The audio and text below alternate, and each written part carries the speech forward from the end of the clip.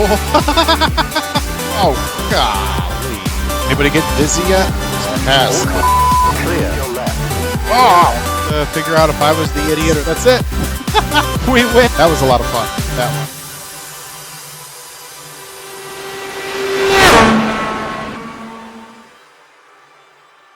Hello there, YouTube. We're doing 200 miles around the Indianapolis Motor Speedway in a 1999 spec kart car championship auto racing teams.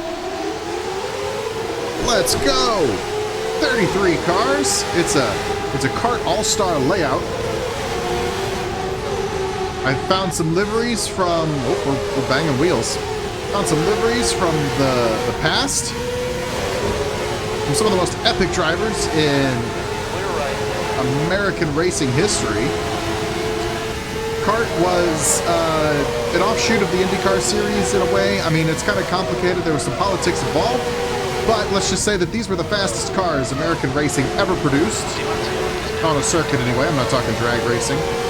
These were the fastest cars ever, and they never got to race at the Indianapolis Motor Speedway. So what if they did? I started P25 after one lap. We're in P23. It is, oh boy, it is clogged. And Max Pappas in the Miller Lite blue car there, he's jamming it up the inside of a very young 2002 era Scott Dixon in that Target car. We're going to take advantage of both of them. And we're going to fly past Colton Herta's dad, Brian. This was the racing. These were the cars that got me into racing, period. Exclamation point. Question mark? No question mark. Whoop. There's no DRS here. Ignore that. But this was an incredible time in racing. The cars were just massive. Oh, we got contact. Somebody's in the wall. I think it's Justin Wilson, but he'll hang on to it.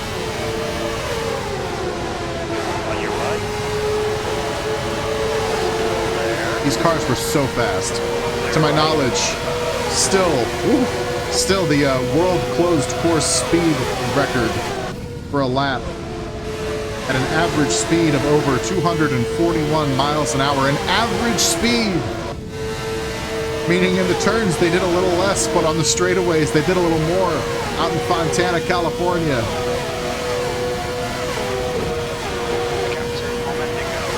We were deprived as fans from seeing racing like this at the Indianapolis Motor Speedway after 1995.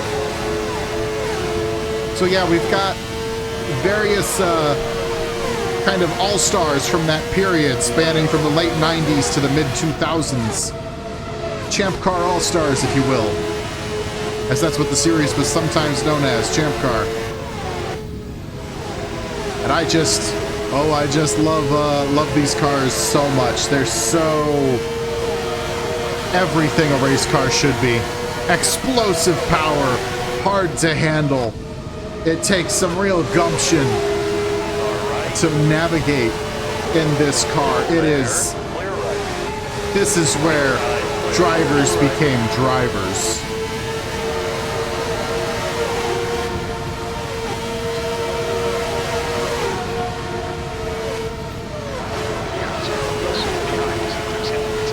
And just legends of motorsport, too. I mean, obviously, we're towards the back of the pack, which right now is like modern-day legends, right? Tony Kanaan, AJ Allmendinger, Sebastian Bourdais, Justin Wilson, Brian Herta. Brian Herta being a bit of a legend from you know, yesteryear in the 90s, but a lot of those drivers have been in IndyCar recently. Christian Fittipaldi, there's another name, Fittipaldi. You just gotta love it. And it was just explosive speed. Look at the miles per hour as we just easily, without tow, reach 241 miles an hour just on the backstretch before we have to throttle out. And if we get if we get some clean air in front of us, we're not going to have to throttle out. We can just run this thing full. Yeah, I don't have engine failures on, nothing like that. We're just running it pure turbo. We're flirting with 250 miles an hour into turn 1 at Indianapolis. This is something else. You just hate that this never happened. Gonna go inside Tony Kanaan.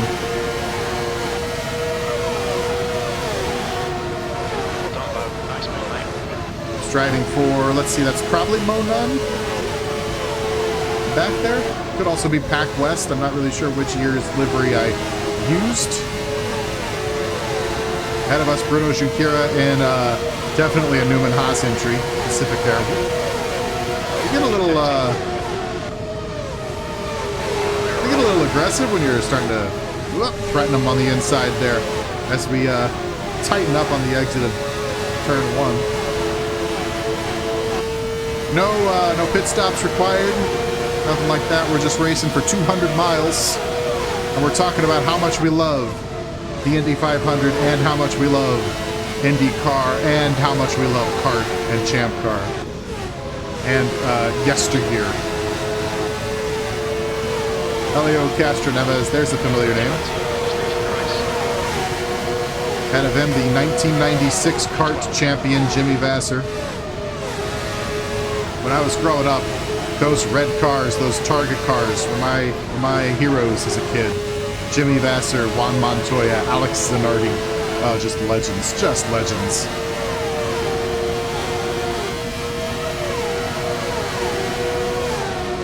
I wish this track had a crowd. Feels a little empty.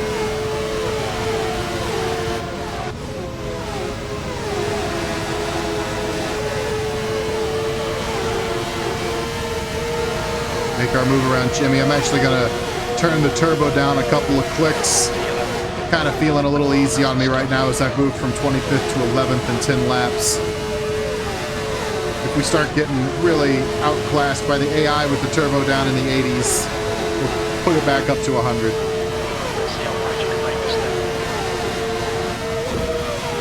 Down into 5th there. Now I think there's actually faster setups out there you can race with these cars, because I am not pushing it, but I have a stable setup.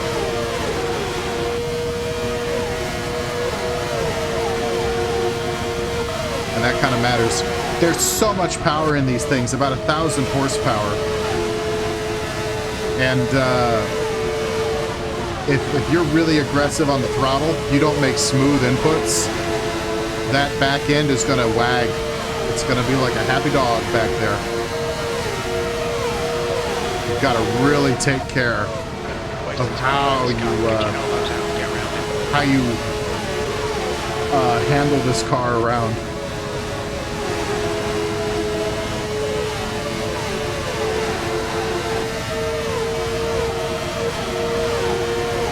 Yeah, this feels more even because we could think about a pass, we could stuff it in there, but we're not gonna, and I think that's kind of more realistic to how the Indy 500 drives. So we moved ourselves up to 11th, and then we backed off the turbo a little bit. About 80 seems like the right number. Yeah, so I figured I'm not going to be able to get my IndyCar season caught up to the Indy 500 before the Indy 500. And I didn't just want to have no IndyCar or Indianapolis content on the channel here for, you know, Memorial Day week here and all. So I'm throwing this out there. And honestly, I mean, I hate to put it this way, but this is a hell of a lot more fun than driving the IR18, the Dallara, the current spec IndyCar. These cars are just explosive speed.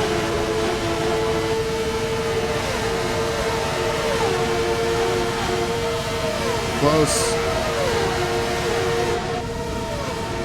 He's going to hold us down. He's going to keep the position. Good battle with Adrian Fernandez there.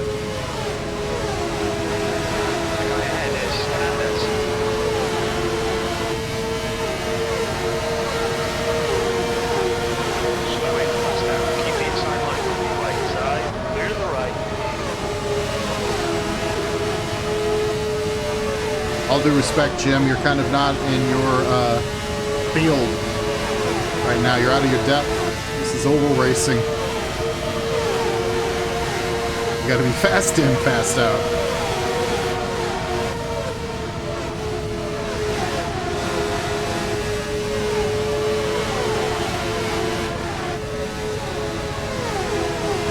There's so many different philosophies I've heard of through the years of how to take the turns at Indianapolis. You've got the road racer philosophy of really kind of cornering the turns, which I probably kind of gravitate towards, where you get down, you hit the apex you want, and then you let the car drift out as you accelerate, right?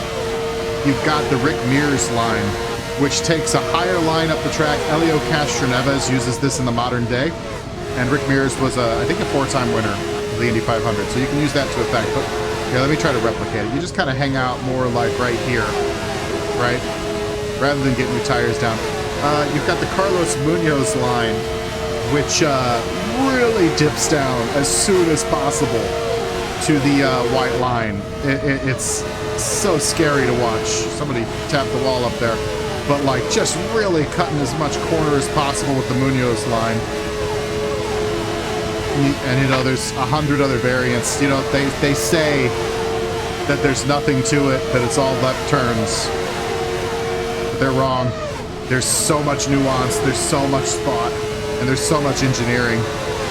As we've got Vassar and Junqueira coming up in our mirror. We're going to need to figure out how to run away from them or possibly get past. Consistency. Keep coming. Remember me at the beginning of the race here talking about the world closed course speed record. The car that did it was a Marlboro Penske car in 2000, but the driver, the man in front of us there, Gilles de Perrin,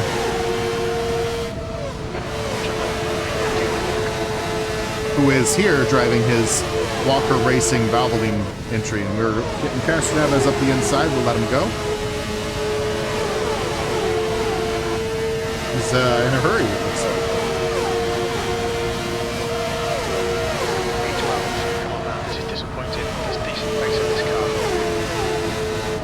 Whoa! Okay.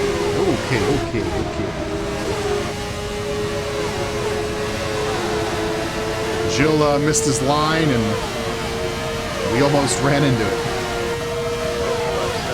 Of course, now he's going to get us back here. Just constant attack from the AI when they can.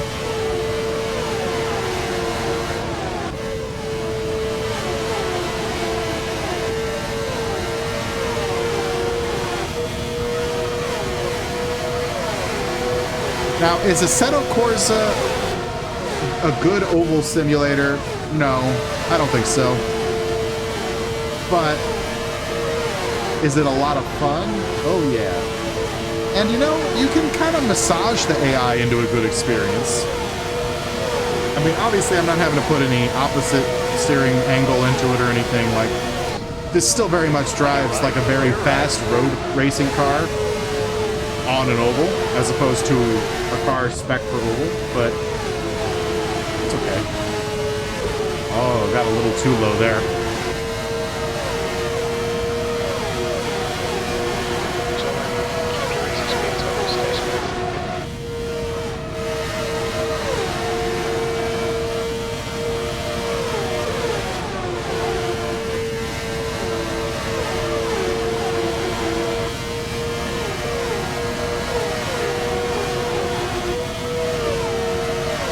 So yeah, Indy 500 coming up this weekend. Sad to say, Stefan Wilson, I just heard, will not be there after a practice crash, which is just too bad. I can't think of a driver I more want to see win the thing than Stefan Wilson.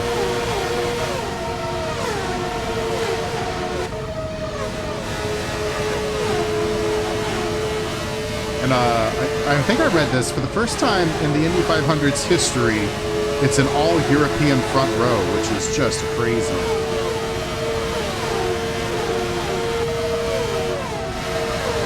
I'm trying to load up the starting grid on my phone while I'm doing 240, no big deal. Just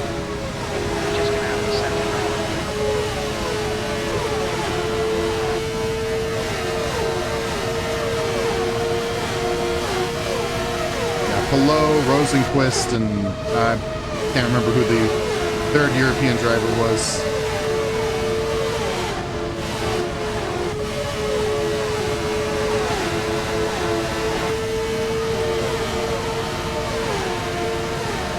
VK, I think. Which, good for him if that's the case. I mean, I'm sorry, I'm driving and I just don't remember. But good for Venus VK, good for Carpenter Racing. They really need a turnaround for their season.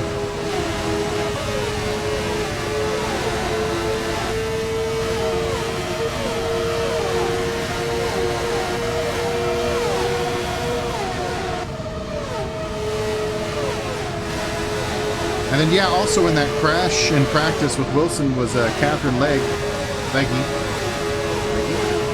it's Legge. Wishing the best for her. Although, I think physically she's fine. I think it's the car that you got to think about because they're a part-time operation. I know they're Rahal, okay? Like, I've said this on the internet. I said, that's a small team. And people are rushing to correct me to say that it's Rahal. Yeah, but Rahal's been struggling already, and now they have to rebuild a car. That's a shame. Actually, it is Tuesday, very early Tuesday morning when I'm recording this, and they are going to be announcing the replacement driver for Stefan Wilson. Probably while I'm doing this. So that'll be interesting to find out who that is. I wish them the best. There's a lot of names out there that, I mean, I want to put something out there right away is I'm not happy that Stefan Wilson's not in the Indy 500. I think, it sucks, frankly. I'm not excited to see Stefan Wilson replaced, but I am excited to see other drivers get a chance, if that makes sense, like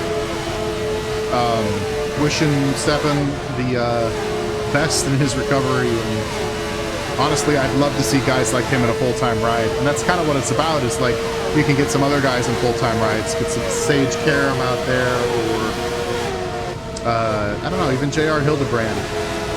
So it'll be interesting to see who finds their way into that seat for the 500. Or Busick, I think they're partnered with Dreyer and Reinhold, right?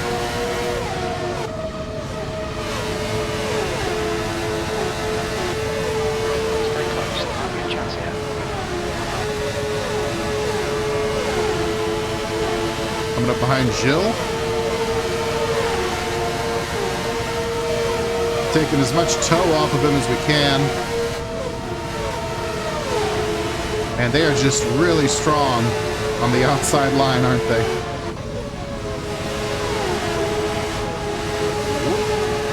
We are driving, by the way, the Hogan Racing entry from 1999 of Helio Castroneves, but the real reason is that they had a special edition livery for when they raced at Gateway in St. Louis that had the St. Louis sports teams on it. So you got the Cardinals on the nose, you got the Blues on one side, and you've got the now relocated St. Louis Rams on the other, which I want to talk about it. There's the Blues over there. The Cardinals on the nose.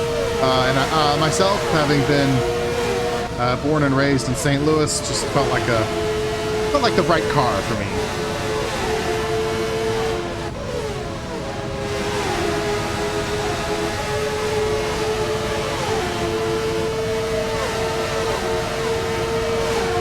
Now we don't have the run here. We definitely need the draft to get around the guys ahead of us. Whoa, drifting up a little higher than I would have liked. We're definitely kind of in the mid-game right now, where we're just studying how the car reacts, studying how the AI reacts. 33rd place is up against the wall on the mini-map. That's going to be a yellow flag. A local yellow, because it doesn't know. Assetto Corsa doesn't have full course yellows, another kind of weakness. Oh. All right, they got him off the track, and it was Allmendinger. So Allmendinger, the first DNF of the kart Indy 200, I guess you'd say. Consistency, keep it up. Thanks, Jim. Whoop, we got a car on the wall. I think Fernandez just grazed it. Licking off some paint off the outside wall. Ooh, okay. Jill and I had the same idea there. We both got good runs off the corner and we're thinking about a pass. And then we both bailed out when we saw the other make the move. Which, hey, that's actually pretty realistic to oval racing. Like, I know Assetto Corsa is not an oval racing simulator, and I know you go watch anyone else's channel and they'll tell you, don't do oval racing in Assetto Corsa. And to be fair, you got iRacing, fire that up, you're going to have a better experience. You got Automobilista 1 or 2, 50-50 better experience. This, I mean, you can tweak just about any AI to get whatever you want out of it. You've just really got to work at it and kind of know some tricks. One of the biggest tricks in Assetto Corsa I've learned is build your setup as fast as possible and then save it, and label it AI_default. And the AI will use your setup and they'll be faster. If you've got Content Manager, you can set what tires they use, if that's an option. So you can give them the softer tire. Tweak the aggression settings, spread them out a little bit if you need, things like that.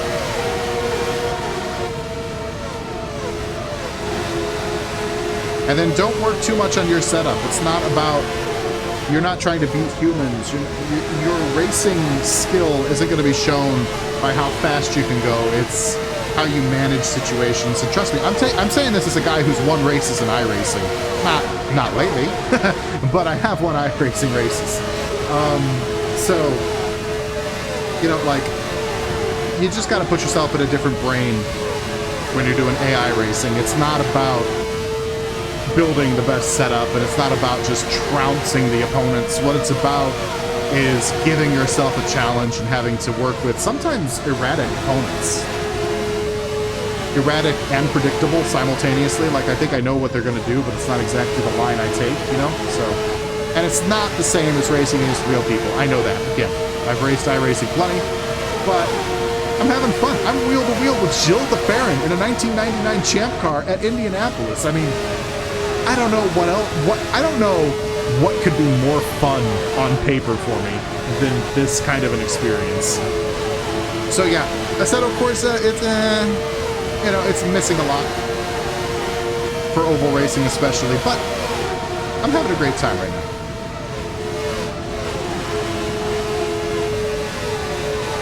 And you saw I turned down the turbo when it seemed like I was tearing through the field too easily.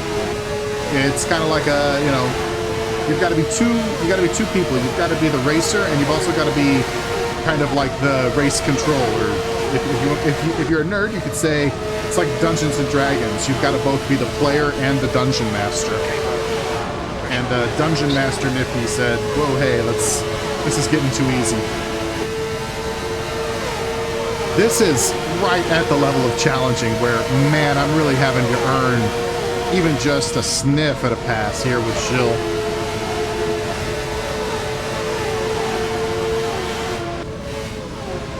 Oh, don't cut down here. Oh, we're banging.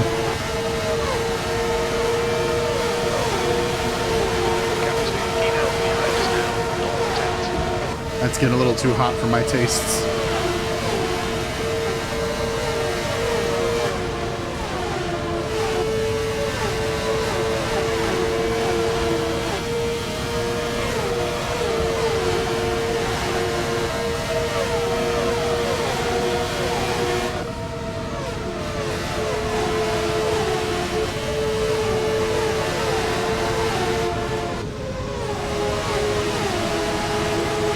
Can we get to the outside? Yes, we can. Now, hopefully, we're going to pick up the draft of the cars ahead of us. No, Elio's kind of hanging out halfway in both lanes. Either help or hurt both of us, depending on how you want to look at it. And Jill still will keep his position. Sometimes with the AI, when you're setting it up for these games, you've got to outclass yourself a little. Like, they are faster than me. I'm having to work around that.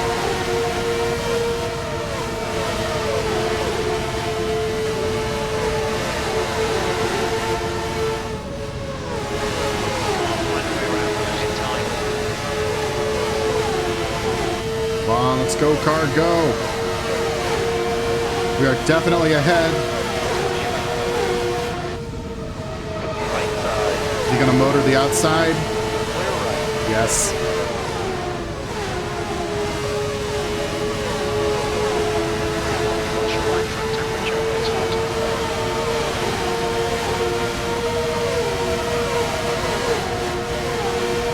We're gonna pin him in. Let's see if that helps. Nope. Well, kind of. We've definitely still got a little bit of leverage. Can we do anything with it though?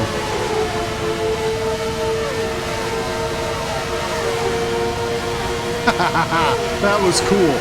As soon as I tucked in to get his draft, he went both defensive and offensive. He went offensive on Castroneves, defensive on me by not letting me get the toe. That was cool. See, like, honestly, you can have a great time in Assetto with the oval racing. You just got to change your brain a little bit. Elio's slow. We're gonna just kind of cruise by him, I think. Oh, he's still hanging there. The spotter doesn't exactly seem to work 100%, so we really got to be on our toes when we're thinking about a pass.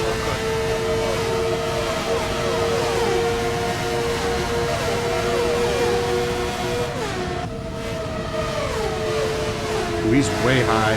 Is he going to get in the wall? Nope. I was kind of hanging out real low on the track, which set me up badly for turn 2, but if he had gotten into the wall, I wanted to be pretty darn clear of him, of wherever he was going to go.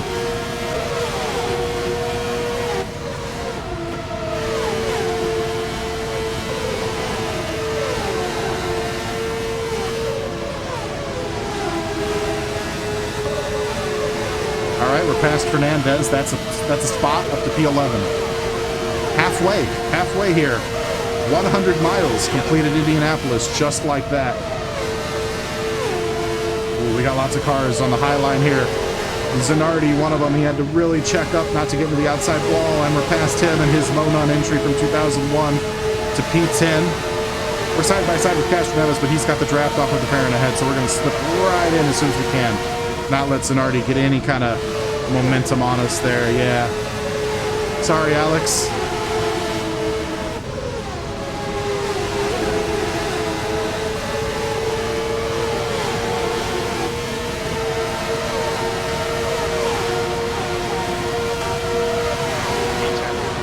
Tuck back in. If the pass isn't there, you really can't force it on an oval. That's, I think, one of the biggest differences between road course racing and oval racing.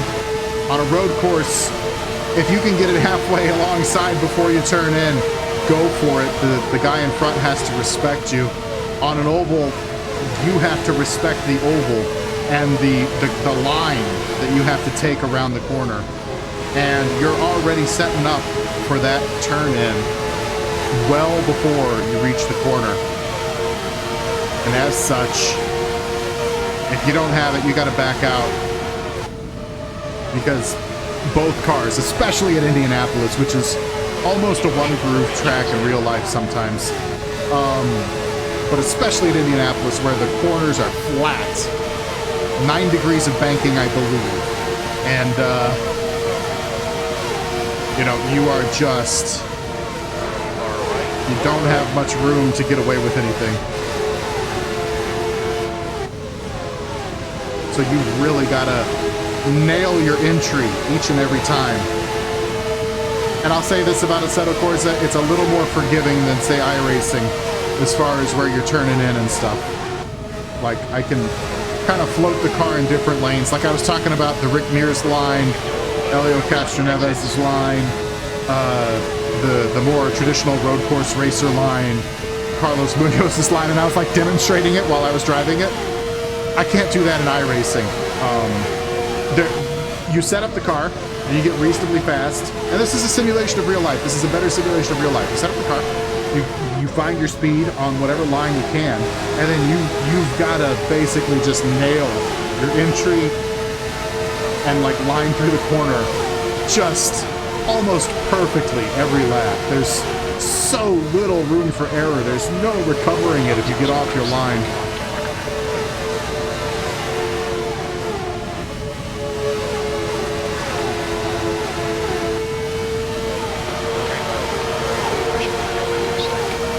Can we do it? We're definitely side by side here. See, we're established well before turn in.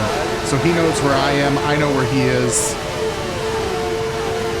That's fair. That's how you do oval racing. Whoa! That, on the other hand, was us getting chopped. We'll carry on.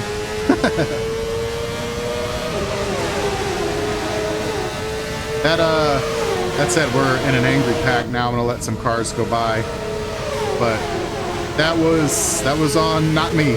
I mean, I guess technically you could say I shouldn't have been hanging around there, but Castroneves was basically declared. All right, we're gonna put the boost back up to 100 and try to catch up to that pack ahead. Pull some of these guys along too. We went over 100 miles in Assetto Corsa without any sort of incident like that. That's pretty good. And then, you know, honestly, it wasn't even that bad. I mean, I know I needed the wall to get going straight again, but didn't completely lose the car, you know, kept it pointed the right way the whole time, things like that.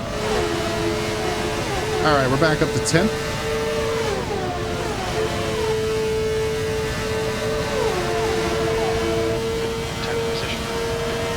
Now we're going to see, we've got some open track, funny enough. We've got the boost up to 100. We're going to just see what kind of speed Nifty actually has.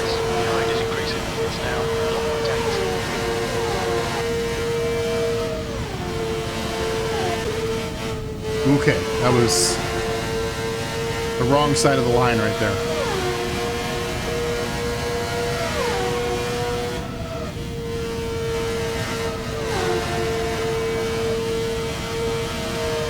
Just my setup is just a hair of a lift right now, and that's because I've got it just a little more stable than oversteery.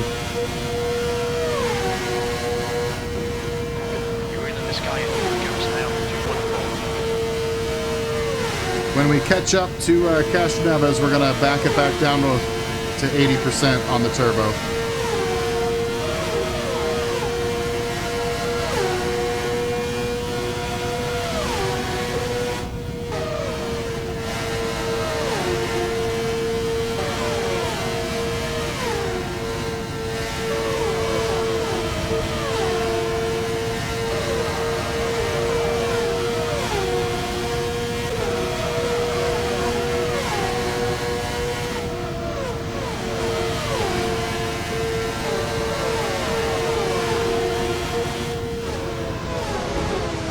Look at him. That's what caught me off guard, is they really diamonded that turn.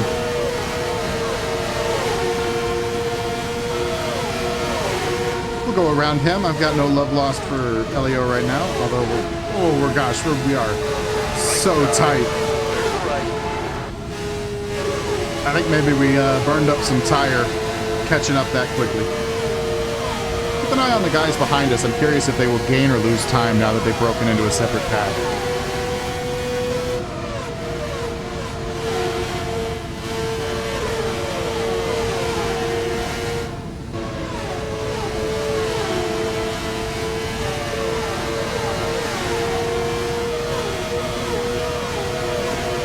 It seems like losing time right now.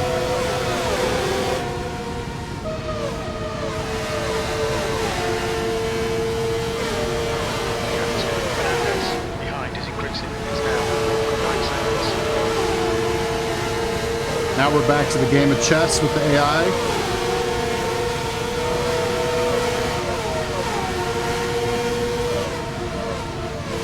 $30.29 to go with the line.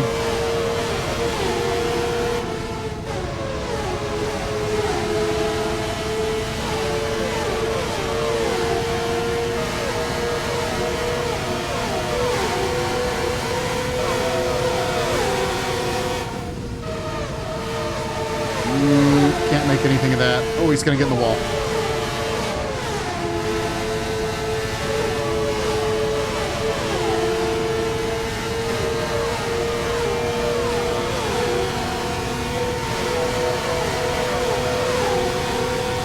Right side.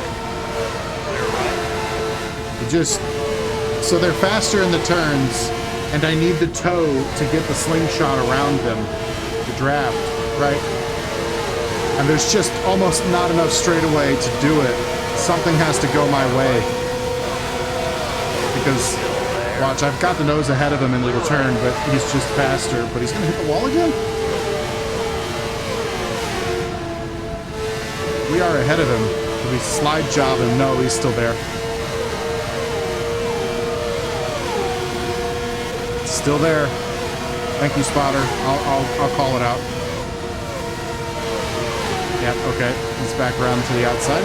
Yellow flag. I don't know what that's about. Oh, I see. I don't see where it is. There it is. Looks like Mario Dominguez and Max Pappas have had a coming together, and they've ended up on the infield out of turn 4.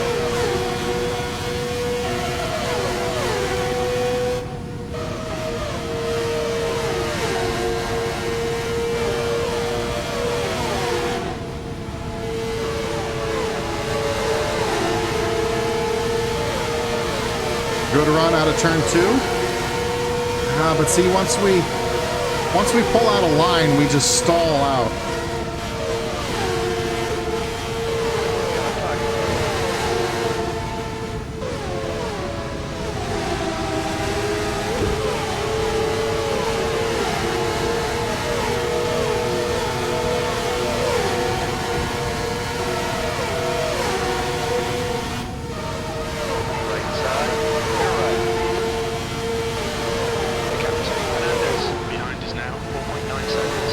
So basically, the guys behind us are just holding station, it seems like.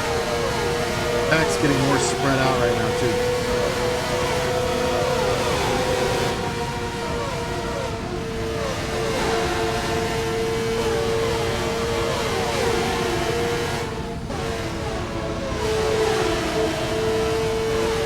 All right, there we go.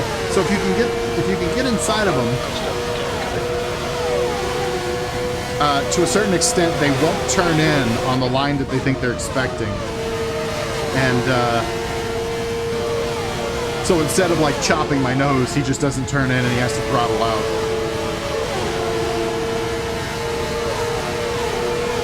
Also, question, is the race coming to us with 25 to go?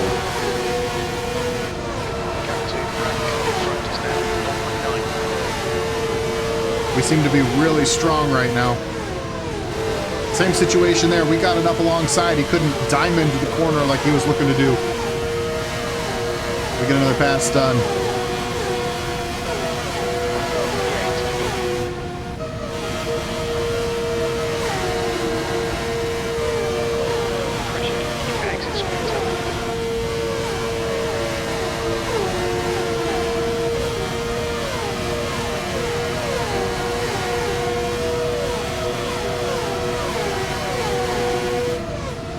Former Indy 500 winner Kenny Brick ahead of us now.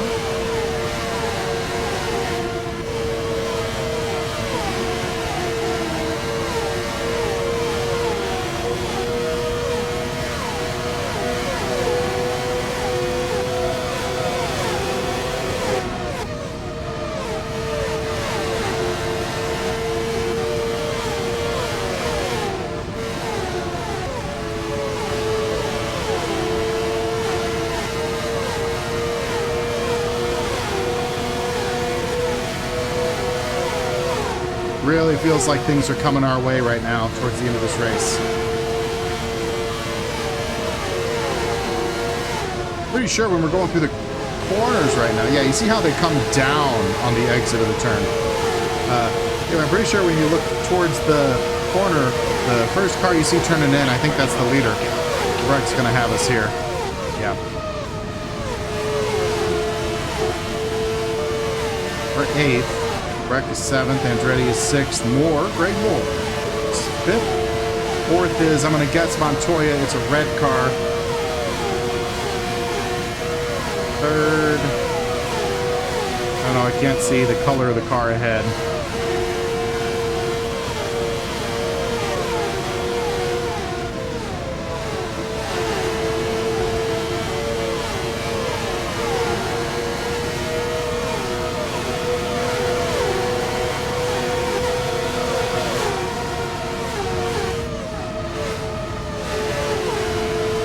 Yeah, no pass available there. Had to throttle it.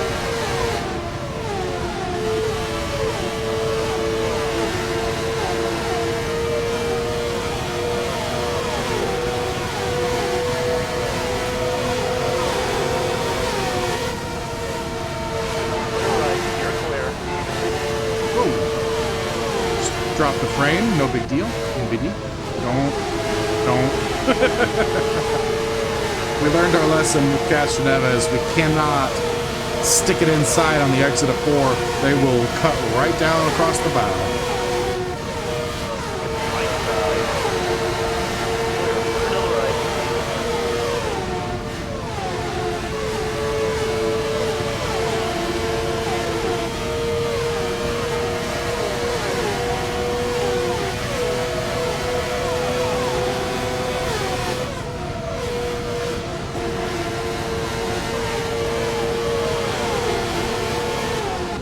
Oh, we're way high there. That was a bad turn.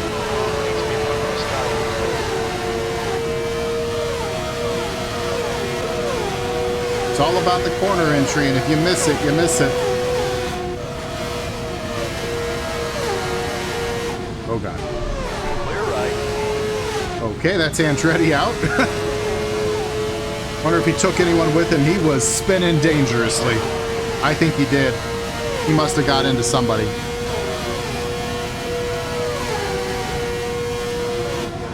active rack ahead is increasing. It's now 1.7. Andretti's out. Looks like we've got a huge pile up in the short chute on the mini map. We'll kind of soft pedal it through there. Hope it doesn't screw up too much with the AI. Oh man, this is not good.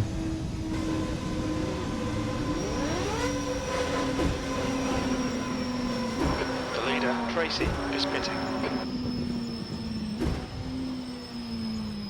I wonder if this will clear up or if this is going to be the end of our fun here. You can see the driven-esque pile up back there. I think that's gonna do it. We'll find out who won at the, oh gosh, we're gonna reset to the last lap. Boy, tell me that's not familiar, Indianapolis, but yeah, okay. So who was it? Who was in the lead? Not Montoya, not DeFerrin. I think it was D'Amata. Yep. D'Amata followed by the 2 Team Green cars. Who was the one more ahead? Paul Tracy. So Paul Tracy is second. Dario Franchitti is third.